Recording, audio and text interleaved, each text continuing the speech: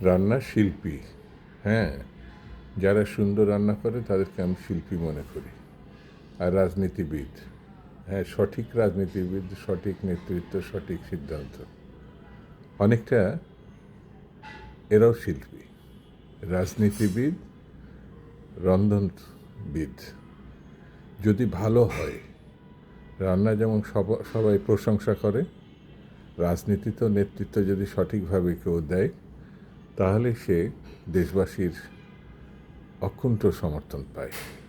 কিন্তু সে যদি কোটারিভুক্ত হয়ে যায়, গোষ্ঠীভুক্ত হয়ে যায়, দেশবাসীর পক্ষে না থাকে, তখন বিতর্কটা হয়। সেই বিতর্ক একসময় দেশকে বিপদে ফেলে দেয়। সেই জন্য আমাদেরকে সতর্ক থাকতে হবে, রাজনীতির পক্ষে থাকতে হবে।